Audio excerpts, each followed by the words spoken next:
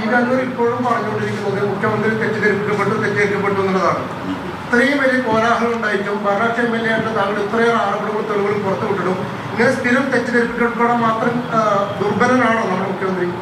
അതെനിക്കറിയില്ല.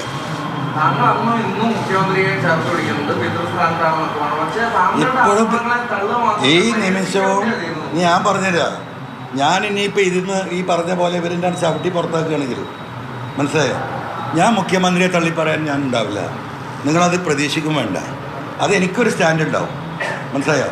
മുഖ്യമന്ത്രിയെ തള്ളി പറഞ്ഞുകൊണ്ട് ആളാകണം, ഈ പാർട്ടിയെ തള്ളി പറഞ്ഞുകൊണ്ട് ആളാകണം ഞാൻ ഉദ്ദേശിക്കുന്നില്ല.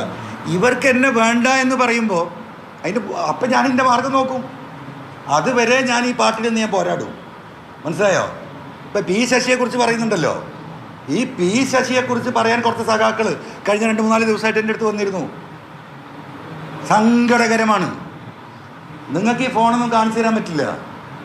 കണ്ണൂരിൽ നിന്ന് വന്ന രക്തസാക്ഷി കുടുംബത്തിലെ സഖാക്കളുടെ മെസ്സേജ്, അമ്മമാരുടെ മെസ്സേജ്, കരഞ്ഞുകൊണ്ടുള്ള ഈ പൂരം കലക്കലും ഈ RSSുമായുള്ള ബന്ധം, കണ്ണൂരിലെ സഖാക്കളുടെ കണ്ണീരിൻ്റെ കഥ ഈ ഫോണിലാണ്. ഇവരൊക്കെ വിരൽ ചൂണ്ടുന്നത് പലതും ഈ പി ശശിയിലേക്കാണ്. ഇത് PV അൻവറിൻ്റെ മാത്രം അഭിപ്രായം എന്ന് ആരും തെറ്റിദ്ധരിക്കണ്ട. അദ്ദേഹവുമായി ബന്ധപ്പെട്ട് നിൽക്കുന്ന കമ്മ്യൂണിസ്റ്റ് പാർട്ടിയിലെ വളരെ ഉത്തരവാദിത്തപ്പെട്ടവർക്ക്, ആളുകൾക്ക് ആ കാര്യങ്ങൾ ബോധ്യമുണ്ട് എന്ന് എനിക്ക് നേരിട്ട് അറിവുള്ളതാണ്. പക്ഷേ ബഹുമാനപ്പെട്ട CM-നെ ഒരു കാരണവശാലും ഇതൊന്നും അറിയിക്കില്ല, CM-നോട് ചർച്ച ചെയ്യില്ല, ഈ കാര്യങ്ങൾ CM-നെ ബോധ്യപ്പെടുത്തില്ല. എന്നാൽ പലരും CM-ൻ്റെ വേണ്ടപ്പെട്ട ആളുകളാണ്. ആ വേണ്ടപ്പെട്ട ആളുകൾ ആത്മാർത്ഥപരമായിട്ടാണ് CM-നെ സ്നേഹിക്കുന്നതെങ്കിൽ ഈ വിവരം എന്താ CM-ന് കൊടുക്കാത്തത്? എന്താ കൊടുക്കാത്തത്? CM പോയിട്ട് പൊട്ടക്കിണറ്റിൽ ചാടിക്കോട്ടെ എന്നാണോ അവരെ വിചാരം? അതല്ലേ എന്ന് മനസ്സിലാക്കേണ്ടത്. ഞാൻ ഈ കാര്യങ്ങൾ മനസ്സിലാക്കുന്നത് പോലെ തന്നെ പാർട്ടിയിലെ ഉത്തരവാദിത്തപ്പെട്ട ഒരുവിധം ആളുകൾക്കൊക്കെ ഇത് മനസ്സിലായിട്ടുണ്ടല്ലോ. ഇവരെന്താ CM-ൻ്റെ അടുത്ത് പോയിട്ട് CM അങ്ങനെയല്ല, ഈ കാര്യങ്ങൾ ഇങ്ങനെയാണ്, ഇതൊന്ന് പരിശോധിക്കേണ്ടതുണ്ട്, എന്താ ഇവർ പറയാത്തത്? ഇവരുദ്ദേശം എന്താ? ഈ മനുഷ്യനെ കൊണ്ട് പൊട്ടക്കിണറ്റിൽ ചാടിക്കാൻ ഉറപ്പാണ്. ഇന്നത്തെ പത്രസമ്മേളനത്തെ കൂടി എനിക്ക് ഉറപ്പായത് ഇദ്ദേഹത്തെ പൊട്ടക്കിണറ്റിൽ ചാടിക്കാൻ നിൽക്കുന്ന ഒരു വിഭാഗമാണ് അദ്ദേഹത്തിൻ്റെ ആളുകൾ എന്ന് പറയുന്നത്.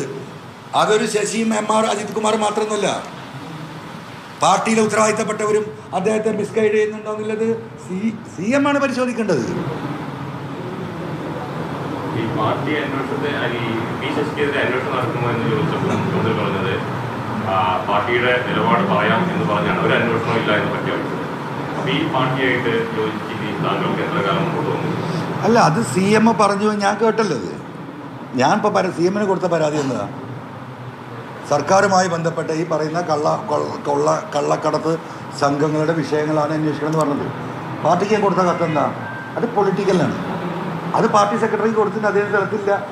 അത് വന്നാൽ പരിശോധിക്കുമായിരിക്കുമല്ലോ.